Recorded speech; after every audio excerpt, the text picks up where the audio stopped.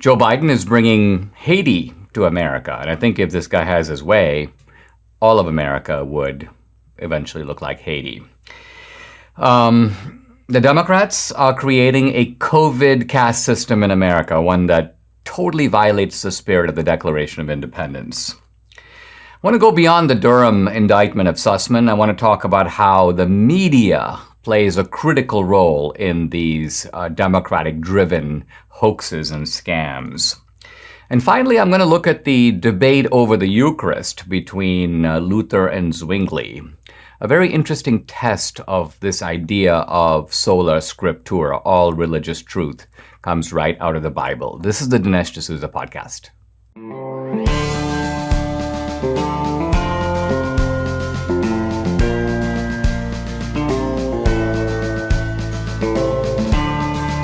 America needs this voice. The times are crazy. In a time of confusion, division, and lies, we need a brave voice of reason, understanding, and truth. This is the Dinesh D'Souza podcast. What is going on at our southern border? I mean, are there any Americans who are okay with this? There is a flood of Haitian refugees, thousands of them, that have been not only come to the border, not only been let in past the border, but are now being released throughout America. Now, the Biden administration is kind of putting out a big lie about, we're sending them back. No, they're not. They're sending some of the unaccompanied single males back. But if you show up with kids, you are a, quote, family, even if you're not a real family. You know what they're going to do? Put you on a plane, put you on a train, disperse you throughout the United States. No COVID tests, no nothing. I mean, it seems to me Biden is not only inviting Haiti to come to America. And think about this. I mean, first of all, Haiti is an island. How did the 10,000 Haitians get to the Mexican border? They walk across the ocean? How'd they do it? I mean, I'm sure 1 billion Indians want to know. So that's the first mystery. Obviously, what's going on is you've got an organized movement here to take flights, to show up at the right place. You've got leftist lawyers telling you to, we'll tell you what you should say, so you can get through the loophole that the Biden administration is exploiting here to let people in and let people stay, even while pretending they're not doing that.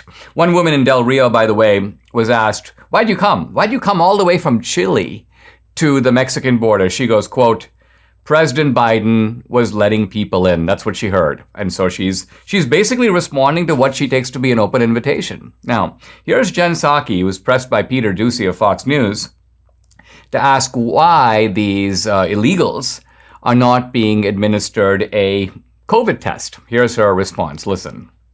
So if somebody walks into the country, right across the river, does somebody ask them to see their vaccination card? Well, let me explain to you again, Peter, how our process works. As individuals come across the border, and they are both assessed for whether they have any symptoms. If they have symptoms, the intention is for them to be quarantined. That is our process. They're not intending to stay here for a lengthy period of time. I don't think it's the same thing.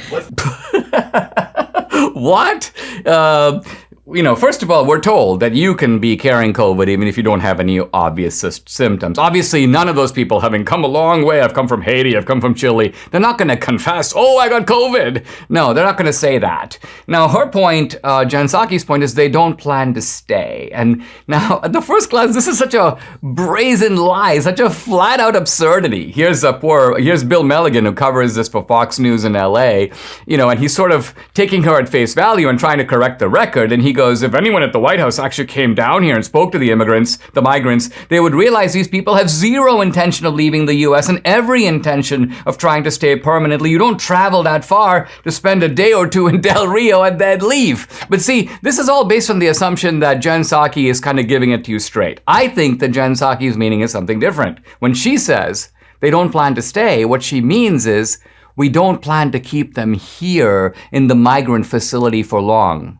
We have all kinds of plans to send them off to Cleveland. We have plans to send them off to Amarillo. We have plans to send them off to the suburbs of Minneapolis. So in other words, they're not going to be here long. She literally means at that facility. Now, slightly comical, the whole thing is just so pathetic, it's hard to get much laughter out of it. But with the federal government not doing its job, Texas is trying to do its job. And so thanks to Governor Abbott, you've got these Texas Rangers, and they're rounding up these illegals who are hiding in drain pipes. I mean, this is just unbelievable. Anyway, the funny thing is you've got these Texas Rangers, and of course some of them go on horseback. And so we've had all these images all the way being disseminated through leftist media, basically saying that the Texas Rangers are using whips on the migrants to, quote, round them up. And this is, of course, reminiscent of like Western movies, you know, the cowboy attitude and so on. And here's DHS Secretary Mayorkas. He goes, "Let me be clear. I too was horrified by the images captured by photographers with respect to Border Patrol agents. We don't condone any mistreatment." Now, of course, even though this has been widely disseminated, this issue of whipping the migrants, the simple truth of it is that you're basically dealing with, and here's an Axios article that's talking about this. It basically gives the idea that that these whips are being callously and cruelly used on the migrants, but they're not whips. They're reins. They're the reins of a horse. Now, apparently what's going on is that these guys are riding so-called Western style, and that means they're using the split rein. The reins are attached to the bit, but they're not attached to each other. So because they're long reins, if you take photos of them, they give the impression of being whips, but Border Patrol does not carry whips. So what you have here is the left trying to shift the narrative. They're trying to shift the narrative from we're letting the world in and everybody's coming into the United States and they're setting up shanties, third world style, and they're taking a major dump under our bridges, and this is America. They don't want that narrative because they know that that's going to make even Democrats really nervous. So they're trying to shift it to the oh, look at these cruel Texans whipping the migrants. So this is a classic example of trying to cover for Biden on the part of the media. And then, of course, the Biden administration reacts to this, but, oh, we are horrified. Oh, we won't stand for this. Kamala Harris, the same thing. This is a woman who doesn't actually go to the real border, doesn't see what's actually going on. She goes to stage points. She talks to a Border Patrol agent. That guy's, of course, instructed in advance, do not say a word about what's really happening. And so what we have once again is an attempt on the part of the media to put a fake narrative over on the American people, believing that you and I and all the rest of us are suckers. One cool thing about Mike Lindell is his new products are just as great as his old ones. And his new product, My Slippers. Mike has taken over 2 years to develop these slippers.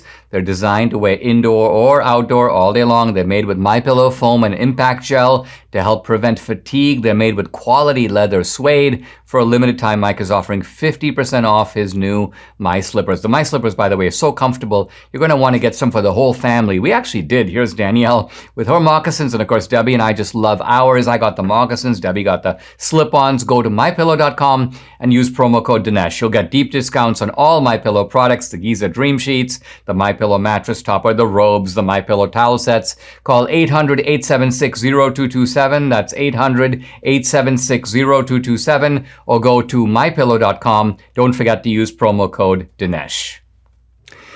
The left is creating, through COVID, a social caste system in America. Now, this is a very shocking and disturbing development.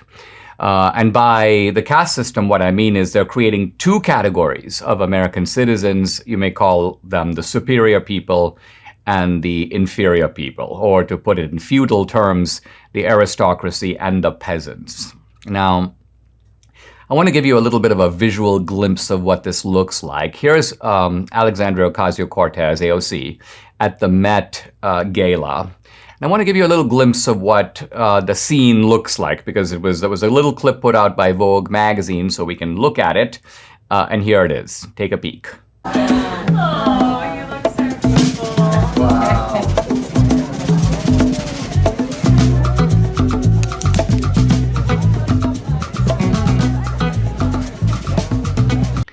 So if you look carefully, what you see is AOC is sort of Cinderella. She comes in with the white dress, of course, with the tax the rich label on the back. But you've got all these masked servants who are attending to her. So there's a sharp dichotomy between AOC, the princess. She doesn't wear a mask, of course, but all the attendants do, and there are at least three. They're putting on her shoes, they're fixing her dress, they're holding the train up. So there's a real visual image here of aristocracy, and it's not the only one. At the Emmys, this was all over the place. You see all these, couples showing up, and none of them are masked. But as you watch them walk off the stage, who's attending to them? A whole train of people leading them here, leading them there, and all those people are wearing masks. Obama's birthday bash. No masks. Why? Because that's the aristocracy. But the waiting staff, the people handing out the champagne, the people handing out the hors d'oeuvres, they're wearing masks. Recently, San Francisco Mayor London Breed shown partying, no mask. And when she's asked about it, she's kind of honest. She goes, I was feeling the spirit, and I wasn't thinking about a mask. She goes, I don't want to be intimidated by the fun police. Wow, the fun police, really? So once again, what she's saying is, I'm the mayor of San Francisco. Why would these rules apply to me? I mean, she doesn't even cross her mind that she is accountable for the same rules. She's imposing on kids. She's imposing on everybody else. Just recently, yesterday, Representative Pramila Jayapal, having a happy birthday party. You see her in a tiny room. She's surrounded by people. All her friends, none of them are wearing a mask. Now, again, it's no defense. Let's remember, I'm vaccinated because vaccinated people, we are told repeatedly by the CDC, can transmit COVID. So that is not an adequate reason for saying no masks for me. And so what you have here is, and very interestingly, after the Emmys, the LA County Public Health Department was asked, well, why is it the case that all these actors, all these producers, these directors, how come they don't get to wear a mask? And here's the interesting statement. This is from LA Health County. They say, quote, exceptions are made for film, television, and music productions. They go on to say, the Emmy Award show is a television production, and persons appearing on the show are considered performers. So if you're a performer, evidently you don't need a mask. Everybody else does. Now, I want to put this in a little bit of broader, perhaps even slightly philosophical context. When the Declaration of Independence says that all men are created equal, we're all created equal, there's a narrow way to interpret that, and there's a broader way. But both are, in fact, implied in the statement itself. The narrow way is that we're talking here not about equality of height or speed or strength, but we are talking about equality of rights. So all men are equal in rights. But that is not all that the Declaration of Independence means. It also means that we all have equal dignity. And this is the importance of the created equal, that God, in a sense, loves us all the same. And so we all have equal dignity. And in America, this has been interpreted to mean, correctly in my view, that no person is better than anyone else. Elon Musk may have more money than me. Jeff Bezos may have more money than me, but he's not better than me. So this idea that no one is better, no one is a superior, no one is inherently occupying, if you will, a higher perch. America's not divided among aristocrats and peasants. See, this is the idea of equal dignity that is being violated here by the COVID caste system. Because remember, the COVID caste system isn't just about money. It isn't simply saying you're rich or you're poor, because see, the point about it is most Americans don't envy people who have more money because they think, okay, fine, they earned it, but they have a nice life, but I have a nice life. They're not better than me. That's the key point. But this idea of equal dignity, which is the core meaning of the Declaration of Independence, is being flagrantly violated by the left, even though the left claims to be marching behind the banner of equality, behind the banner of equity. The simple truth of it is, deep down, they don't believe a word of it. They truly think in their own hearts that they, at least the ruling class, are superior to the rest of us. I'm really excited to introduce you to a new sponsor of the show, Pure Talk. Now, if you're with Verizon, AT&T, and T-Mobile, you're just paying too much for your wireless. Pure Talk uses the exact same network as one of those carriers, and you get the exact same coverage, but for half the price. Wow, that's right. With Pure Talk, the average family saves over $800 a year. How? It's simple. Lower overhead. You're not paying for thousands of retail stores, political and social initiatives, added perks that you pay for but never use. Just great coverage at a great price. Pure Talk sent me a phone so I could try out their service, and you know what? It works great. It works exactly the same as any other provider, but it costs a whole lot less. Get unlimited talk, text, and 6 gigs of data for just $30 a month. You'll still want to get unlimited data? No problem. You can still get that and still save money. Go to puretalk.com and enter promo code Dinesh. You're going to get 50% off your first month. That's puretalk, puretalk.com, promo code Dinesh. Pure Talk is simply smarter wireless. One of the significant features of the elaborate hoax that is exposed by John Durham in his Sussman indictment, but an issue that has gone somewhat downplayed, if not ignored so far, is the role of the media. Because from the beginning, this is a scam. This is an attempt to pin the Russia collusion hoax on Trump. But it relies on the cooperation not just of the deep state. The FBI needs to begin an investigation. They have to kind of go along with the narrative. But then the key point, we leak the narrative to the media, and the media, we know, because they're on our side, wink, wink, will run with it. And this is the part of it I want to highlight now. The fraud requires not just the involvement, but the complicity. Typically the knowing complicity of the media. Now, Durham knows this. I'm going to read actually here. I have a copy of the indictment in front of me. I'm literally going to read the first 2 lines because they deal not with Sussman, not with Hillary, not with the FBI. They deal with the media. In or about late October 2016, approximately 1 week before the 2016 presidential election, multiple media outlets reported that the U.S. government authorities had received and were receiving allegations concerning a purported secret channel of communications between the Trump Organization, owned by Donald J. Trump, and a particular Russian bank. This is the so-called Alpha Bank.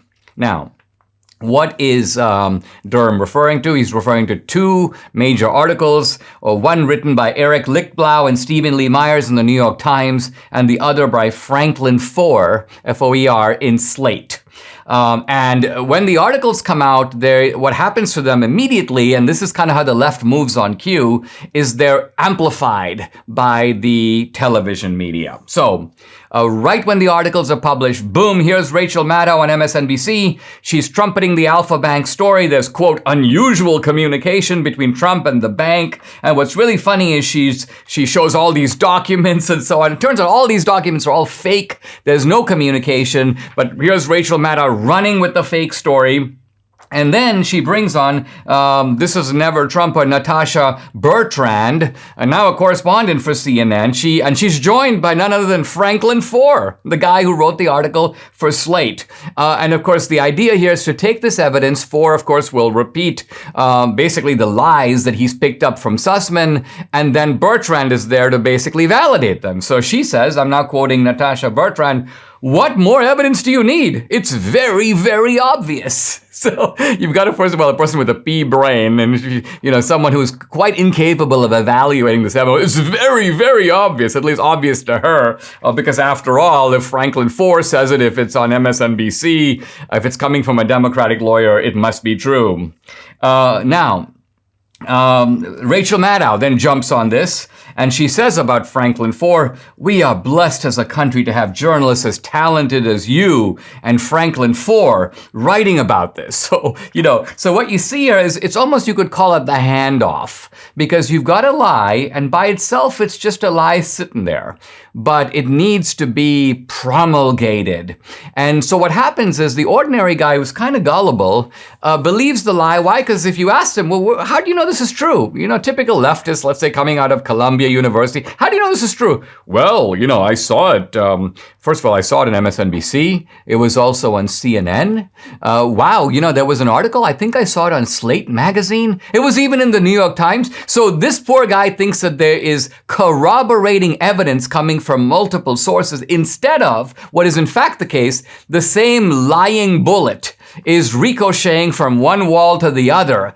All these guys are picking up the same thread. They have no new evidence. What they're doing is they're essentially magnifying what they've been told. Of course, what they've been told is outright lies. It's a total setup. And then, of course, Hillary Clinton waltzes in at the end, having sort of, this is basically the arsonist showing up as the firefighter. She set the fire. She comes, oh, looky here. Something seems to be burning.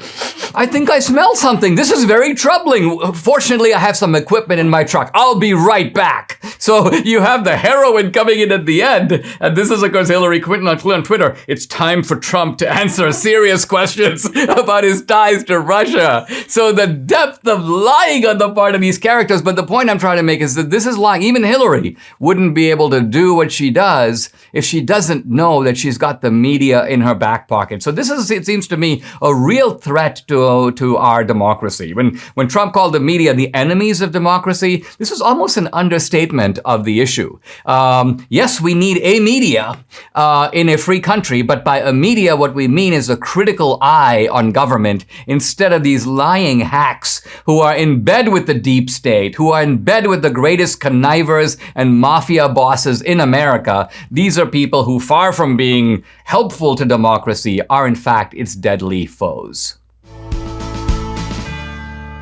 When Debbie and I talked to Dr. Douglas Howard, the founder of Balance of Nature, he told us we're a long way from being healthy if we weren't eating enough fruits and veggies in our diet. He said, hey, try Balance of Nature just to see how you feel. And not only do we feel great, we feel like we're in our 20s and we have kids in their 20s, but we know we're getting what we need. We take 10 daily servings of fruits and veggies, all in 6 small capsules. They're absolutely no trouble swallowing, always fresh, nothing artificial. They smell great. And Debbie also swears by the fiber and spice. She says she's never been more regular. Invest in your health, invest in your life. Join me and experience the Balance of Nature difference for yourself for years to come. For a limited time, all new preferred customers get an additional 35% discount and free shipping on your first Balance of Nature order. Use discount code AMERICA. Call 800-246-8751. That's 800-246-8751, or go to balanceofnature.com and use discount code AMERICA. By now, you probably know the name Ashley Babbitt, the Trump supporter who seems to have been the only person killed, deliberately killed, on January 6th. But it took many weeks after Ashley Babbitt's death for us to even know who did it, to know the circumstances of that. But you probably don't know the name, or you might, Roseanne Boyland.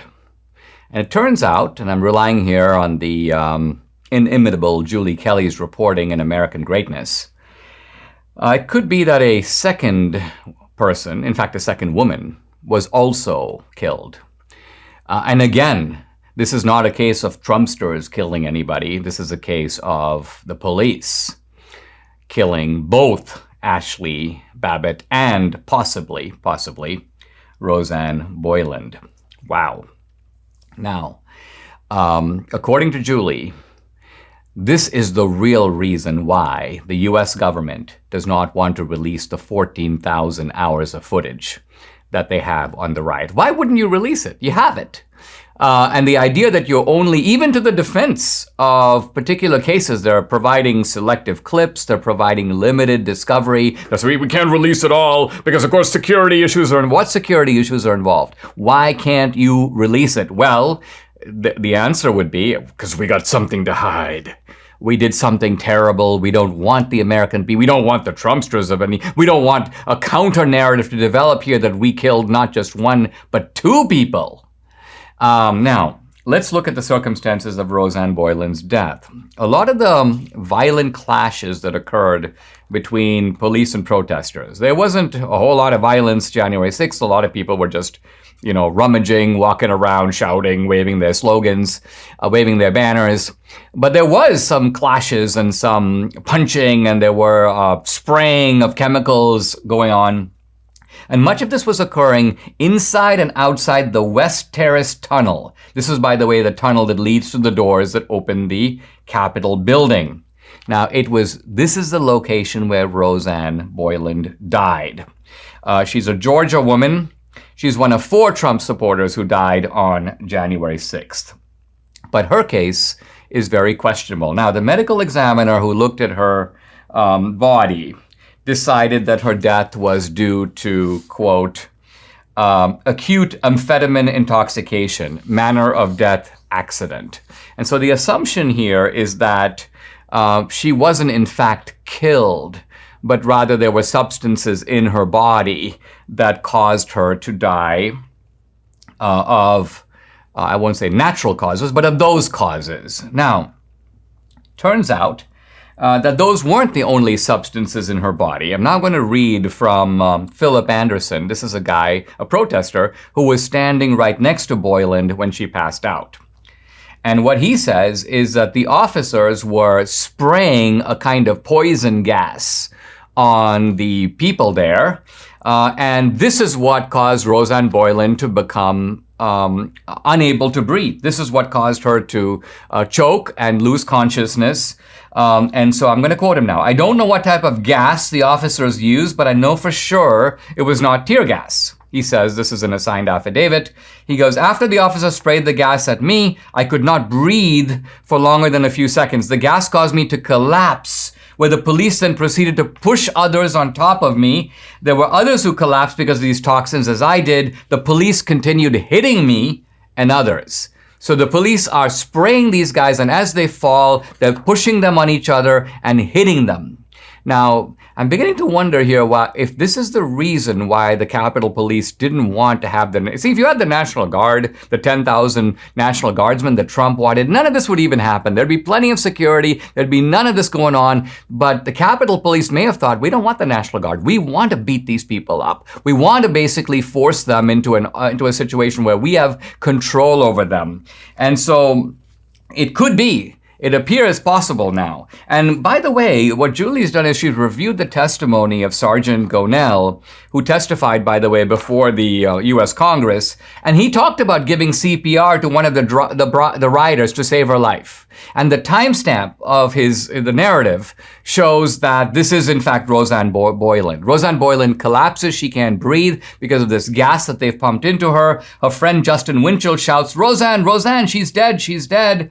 And by the time the police show up in a car to take her away, apparently she has blue lips, blood is coming out of her nose, and she dies. This does not look to me like some drug overdose due to what Roseanne Boyland did before. It looks to me like something that they put into her. At least this is a subject that demands further inquiry. Now, it's very interesting here that the left, the Democrats, the never-Trumpers have embraced officers Dunn and Gonell as heroes. In fact, these clowns who showed up before the Congress insisted that they were the ones nearly killed. "Oh man, I felt an arm on my chest. It was excruciating. I'll never forget it." The other guy goes, "It's worse than Iraq. This was worse than the Iraq War." Yeah, really. So, but the real question is, while pretending that their lives were in danger, is it possible that Dunn and Gonell, who, by the way, were at this exact location, were part of the group of jackbooted thugs, the police, who were unleashing on the Trump protesters gratuitously? And the net effect of that was they killed this poor woman, Roseanne Boyland. They don't want to fess up to it. They don't want to release the footage that might show it. This whole thing, there is a cover-up there. And believe me, this is something that January 6th Commission will stay away from. This is something they don't want to touch. Why? Inquiring minds don't want to know. They don't want you to know some of the atrocities perpetrated, not by the Trump supporters, but by the Nancy Pelosi-directed cops on that fateful day of January 6th. A few decades ago, private citizens used to be largely that private. What's changed? The internet. Think about everything you've browsed, searched for, watched, or tweeted. Now imagine all of that data being crawled through, collected, and aggregated by third parties into a permanent public record, your record. Having your private life exposed for others to see was once something only celebrities worried about. But in an era where everyone is online, everyone is a public figure. To keep my data private when I go online, I turn to ExpressVPN. Did you know there are hundreds of data brokers out there whose sole business it is to buy and sell your data data. The worst part is they don't have to tell you who they're selling it to or to get your consent. One of these data points is your IP address. Data harvesters use your IP to uniquely identify you and your location. But with ExpressVPN, my connection gets rerouted through an encrypted server and my IP address is masked. And I love just how easy ExpressVPN is to set up, no matter what device you're on, smartphone, laptop, smart TV. All you have to do is tap one button, boom, and you're protected. So if, like me, you believe your data is your business, secure yourself with the #1 rated VPN on the market. Visit expressvpn.com/Dinesh and you'll get 3 extra months for free. That's expressvpn.com/Dinesh. Go to expressvpn.com/Dinesh. My hero, our hero, the one and only Clarence Thomas, Supreme Court Justice, spoke recently at Notre Dame. And I want to draw out, there's been some media coverage of it, and the media coverage is basically focused on Clarence Thomas echoing the idea that the court has a certain independent or neutral status in which they are applying constitutional principles and can't be judged as mere political actors. Now, I made the point before, and Thomas doesn't really address this, that the left does act as political actors. And that poses a little bit of a problem of disproportion. We're playing neutral, they're playing favorites, and so it's not, in that sense, a level playing field. But Thomas goes on in the course of the speech to say interesting things that haven't been really reported, and so I read through the speech. And I want to highlight a couple of them for you. Now, by the way, Thomas was a guy, I knew him quite well in my old days in DC. This is actually when he was at the Equal Employment Opportunity Commission before he went on the court. And this is a guy with just a big heart and a booming laugh. And watching him go through the trauma of the Anita Hill hearings, the sort of, this was basically Kavanaugh before Kavanaugh. And it was just, for me, heartbreaking. And so right before he went on the court, I sent him a note that just said basically, listen. I said, listen, pal, just never forget what these guys tried to do to you. And he didn't reply to me, but I don't think he has. But nevertheless, in his speech at Notre Dame, he talks about how you overcome this kind of grinding humiliation, because this was a humiliation on a national stage. And Thomas tells the story of how, when he's told this elsewhere, he wrote a book, in fact, called My Grandfather's Son. Very interesting book, how he was raised not by his father so much as by his grandfather, and how his grandfather basically told him that God has a kind of big eye that is on all human beings. Quote, God is a big eye God. What a striking phrase. And so Thomas remembered, whatever you do, you're going to be accountable for it. You're under divine scrutiny. And Thomas says he tried to keep that in mind growing up. There was a point at which he sort of lost the faith. This was, he says, after Martin Luther King's assassination in 1968, he goes, I lost faith in the teachings of my childhood. I became essentially an angry man. He left the seminary. He was studying at that time to be a priest. And then he makes this very poignant observation, Thomas does. Sadly, the destructive disposition that I exhibited then appears to be celebrated today. So Thomas is saying this feeling that I don't belong in America, that I am driven by hatred, something that would have pulled him down, would have prevented him from rescuing his life, from finding purpose and happiness. This is now the ideology of the left. The left wants those kinds of deracinated, rootless, angry people. This is basically, I would say, the recruiting material for Black Lives Matter, for Antifa. And but a student asks Thomas, you left the church when you left seminary, what brought you back? And Thomas says, well, eventually I grew up. Why did you come back? I ran out of options. And so what Thomas is saying here in his own wry way is that he realized that in the end, divine accountability is all there is. Divine accountability is not optional. It's not something where Clarence Thomas gets to say, well, God's eye is not on me because I refuse to believe in God. Well, you may not believe in God, but he still believes in you. He's still there. Your unwillingness to believe in him is like your unwillingness to believe in a tree. The tree is still standing there. Its existence doesn't depend on whether or not you believe in it. And then finally, I want to share this with you. Thomas is asked about these lawyers who show up before the court. Let's remember this is going to happen December 1 in the abortion case, the Mississippi case, and they make oral arguments. And there's a 30-minute limit, 30 minutes to make your case, even in a really important case. But the student asked Thomas, have you ever changed your mind? I mean, this is after reading the legal brief and thinking you come out on one side, by listening to a lawyer make an argument. It's a lawyer had such a scintillating, persuasive presentation that you go, oh, I was leaning this way, but now I'm going the other way. And Thomas replies, almost never. And the audience starts laughing. And sometimes Thomas goes, there are cases where the lawyer's argument is so bad that it causes him to abandon the position he was previously leaning to. And then Thomas says, quote, sometimes... he's giving advice, just shut up and sit down. So in other words, you're making your case worse. Now, there was a disturbing scene at the end where a group of leftists, a small group, basically stood up and started shouting, I still believe Anita Hill. These are probably people who are like not even born at the time. I still believe Anita Hill. In other words, I'm a robot. And the good news is that some security people show up, escort these characters out, and Thomas gets a standing ovation. By the way, this was part of multiple standing ovations. So sometimes we write off young people. We think they're all to the left, they're all lost. And Notre Dame these days is no longer the staunchly Catholic institution it once was. It does now lean left. But nevertheless, there's enough out there among people, students there, that gives you hope for the future. These are people who listen to the voice of truth, in this case coming from Clarence Thomas, and they respond to it.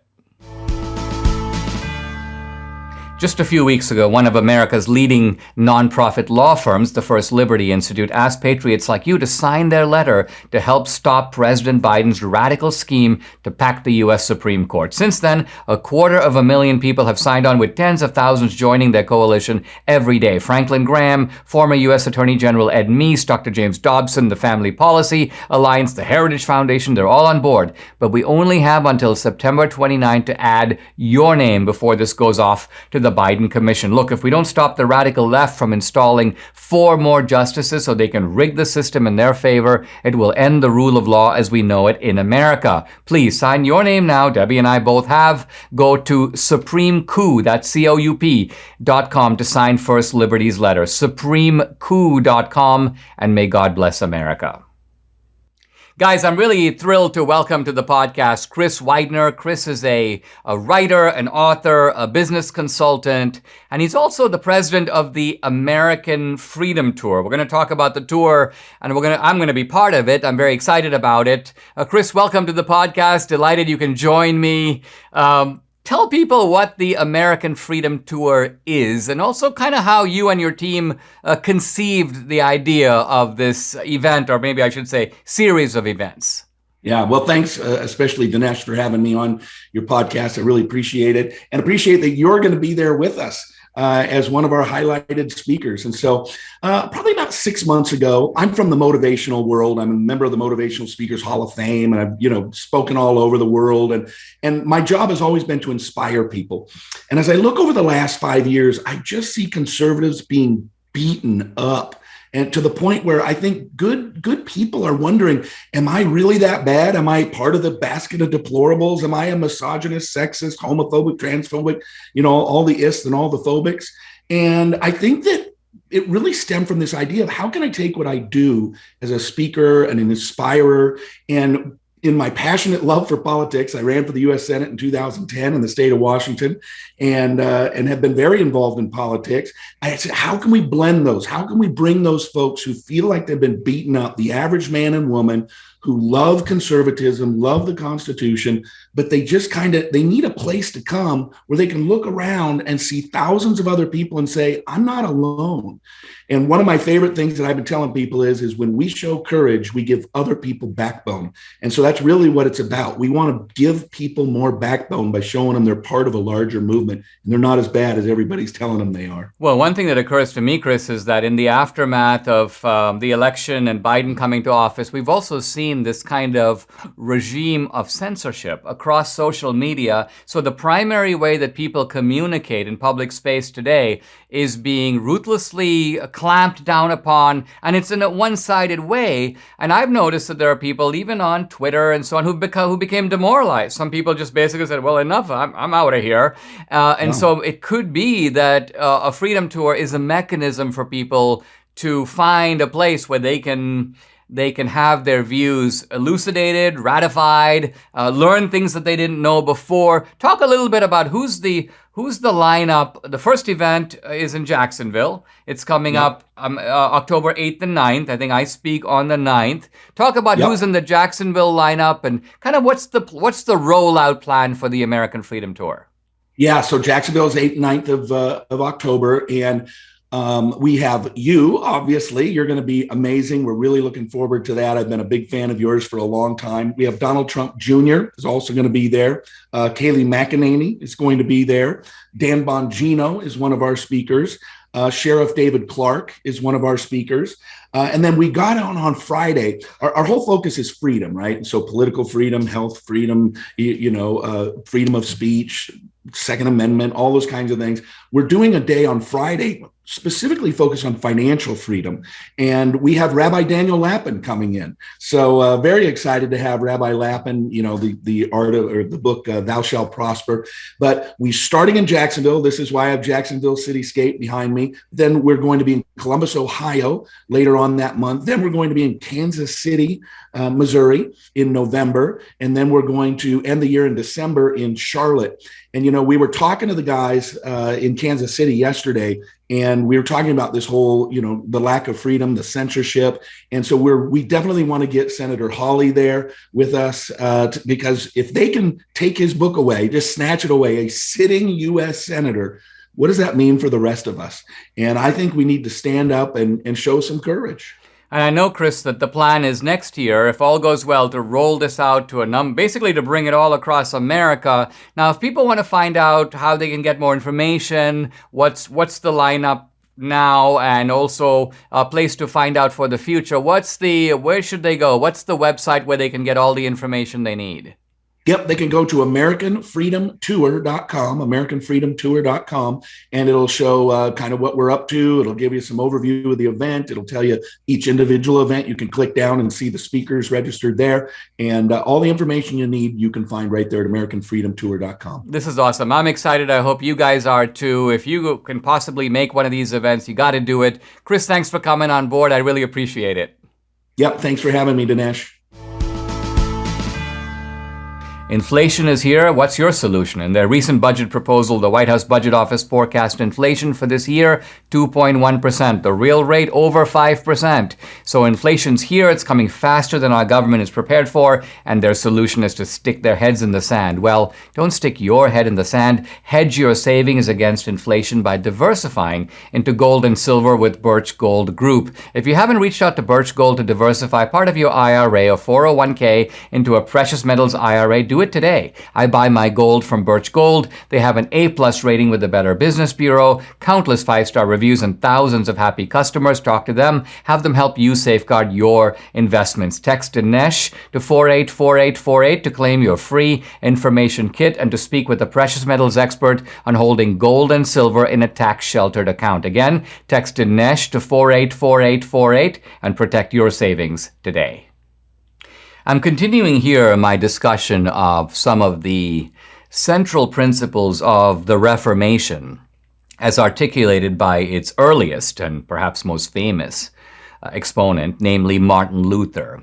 This is leading up to the great debate that occurred between Luther and the reformer Desiderius Erasmus, a debate about the soul and about free will. And I'm coming to that, but to get there, I have to spell out Luther's theology in its kind of original, brilliant, and controversial core. Now, the Reformation, as articulated by Luther, was about three things. Sola fide, salvation or justification by faith alone. Sola Scriptura, all religious truth is and comes out of a single source, the Bible, only Scripture. and the priesthood of the individual believer, which I'll talk about in a second. Now, what Luther is saying here with Sola Scriptura, I spoke yesterday about justification by faith alone. I want to talk now about Sola Scriptura, because the idea here is that we have one Bible. It's God's revealed word. And so God's revealed word trumps everything. God's revealed word is normative for the entirety of Christian faith and Christian life. And its authority is independent of any external source. It's independent of papal decrees that come from the Pope. It's independent of church councils who can pronounce on it and attempt to interpret it, but who can't make any rule or proclamation that contravenes it, that doesn't, in a sense, rely on Scripture. This is the meaning of Sola Scriptura. Now, because we live in an age of relativism in which people think like, well, this is, my truth, that is your truth, we tend to impose this modern understanding on the Reformation. We tend to think that what Luther is basically saying is something like this: you Catholics have your Bible and your view of the Bible, and I have my view.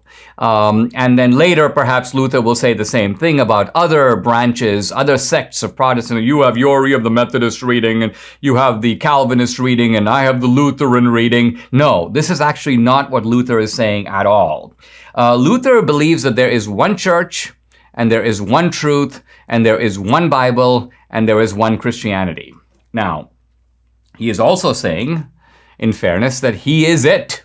That his reading of the Bible, his reading of Scripture, his reading of Christianity is the reading, and other readings are wrong. And I'm going to illustrate that today, perhaps continuing tomorrow, in a debate that leads up to the Erasmus debate. This is actually a clash between Luther and another reformer, the second most famous reformer of the early Reformation. This is Hoover Zwingli. Now, some people think that the Lutheran idea of the priesthood of the individual believer means that everybody gets to read the Bible their own way. We're all priests in our own way, and we can basically determine our own truth by looking at the Bible ourselves and going, yeah, that's what it means for me. This is not what Luther means at all. The priesthood of the individual believer means something completely different. What it means is this: there are two ways of life: the priestly life, and you can call it the lay or secular life. So the priestly life is if you are a monk or a pastor, and the lay life, the secular life, is if you are, say, a butcher, or you're a mason, or you're an entrepreneur. And all that Luther means by the priesthood of the individual believer is that the lay or ordinary life is in no way inferior, is in no way less holy, doesn't have a less exalted position in God's eye than the priestly life. That's the meaning of the priesthood of the individual believer. So, to repeat, Luther is never saying, this is my view of the Bible, you have your own view. For him, the truth of Christianity is at stake, and he is disclosing the one and only truth of Christianity that he believes has previously been obscured and distorted. And so we find out, and we see this in his clash with Zwingli, that Luther is just as emphatic in rejecting other types of Protestantism, other readings of the Bible, as he is in rejecting the papal or Catholic reading of the Bible. He thinks that the other reformers are just as wrong as the Catholics are, and we see this very clearly with Zwingli. Now, I'll say a little word about Zwingli to set up the clash between Zwingli and Luther. Zwingli was Swiss. Luther was, of course, German. They were very different people. Luther came by his ideas in the monastery. He was entombed in a monastery for more than a decade. He had a kind of personal anguish about how he could live up to the high ideals of God. Now, Zwingli was an urban guy. He made his career in Zurich, where he was the pastor of the largest church in Zurich. Zwingli, like Luther, began as a Catholic priest. But Zwingli was a cosmopolitan. He studied in Bern, he studied in Basel, and these became Swiss towns that became Zwingliite towns that joined, if you will, the Protestant Reformation, but they were in the Zwingli, not in the Lutheran camp. Zwingli, like Luther, revolted from the inside. He wasn't an outside revolutionary who challenged the Catholics. He was an insider, as I say. He was a priest. And he was a guy who decided ultimately that he would break with the doctrines of the Catholic Church and would establish the Reformation in Switzerland. The Reformation, by the way, divided Switzerland in much the same way that it divided Germany. Even today, if you go to the Bavarian part of Germany, it's largely Catholic. That's where, by the way, Debbie and I were there. We were filming Death of a Nation. That's the Catholic part of Germany. But the rest of Germany is Lutheran. And so we are living even now with the kind of after effects of things that happened long ago, almost half a millennium ago in the 16th century. But Switzerland, where Zwingli came from, was also divided into multiple Swiss cantons. These cantons are like little towns, and they all are fiercely independent. They run their own business. And so what happened is that when the Reformation broke out, 3 powerful cantons, Zurich, Basel, and Bern, all joined the Zwingliite Reformation. And joining the Zwingliite Reformation isn't that you've just got a lot of Protestants. No, they passed laws that basically said that this is going to be the teaching of the church in Basel, in Bern. No other teachings are permitted. Only this teaching is authorized. So by and large, you're talking with Zwingli about a unification of church and state. By the way, there were many cantons that said, we've had enough of this nonsense. We're going to stick with the Catholic side. And war broke out. And you can get a sense of the seriousness of the issues here because war breaks out between the cantons. Zwingli actually recommends an economic boycott of the Catholic cantons, which is done by the Protestant cantons. The Catholic cantons basically decide to go to war. And so war breaks out, and Zwingli, this pastor, basically puts on military uniform, gets on a horse, and goes into battle, where on the first day of battle he is killed. So this is an era in which religious conflict is bitter. The stakes are very high. These are people willing to die, not just for Christianity, but for their view of Christianity. And eventually Zwingli and Luther meet not in a friendly setting, but in a confrontational setting nevertheless designed to bring the Reformation together, to unify the Lutherans and the Zwingliites to make a common cause, a single coalition against the Catholic emperor. This is Charles V. It does not go well, and the story of how 2 of the leading Protestants could not come to terms, and in fact, in a sense, came to blows, is something I will reveal tomorrow. Okay, guys, we're going to do our mailbox today. Let's hear today's question. Here we go. Dinesh, in my experience in the United States, all the Indian people that I've dealt with are highly intelligent and accomplished in whether it's medicine, engineering, business. So why is it that it seems like India is such a screwed up country? Why is it screwed up? Well, it's true because of the brain drain, or to put it somewhat differently, the immigrants who show up in a country like America from another country, by and large, do represent the most ambitious, the most entrepreneurial. It's a selective group. It's not representative of the population as a whole. I can testify as someone who spent my first 17 years in India that there are lots of Indians who are just unbelievable dopes who basically can't get it right on anything. I remember, this is just a little kind of memory that flashes back to about 10th grade. I'd hear all these Indians at an event, and they were all saying, he asked me this, he asked me that. And I was like, guys, wait a minute. Didn't we all study in the same class? I mean, there's no such word as ax. It's not A-K-S. It is A-S-K. It is ask. And the guy go, well, yeah, exactly, ax. And I was like, Anyway, point I want to make is this, that immigration draws out a subset of a population. These are the people who have the most chutzpah, they take the most risk, and so on. Now, there's a second factor that's worth noting, and that is the system of government. India was socialist. India today, well, I wouldn't say it's fully capitalist, but it has a more liberalized form of economy.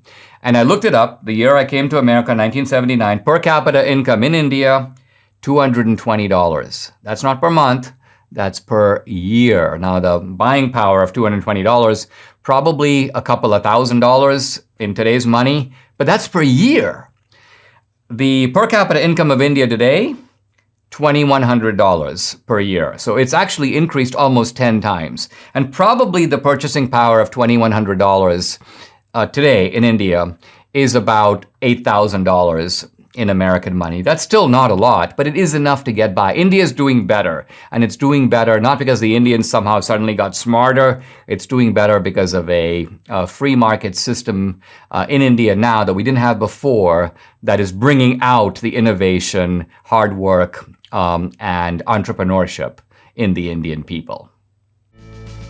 Subscribe to the Dinesh D'Souza podcast on Apple, Google, and Spotify, or watch on Rumble, YouTube, and SalemNow.com.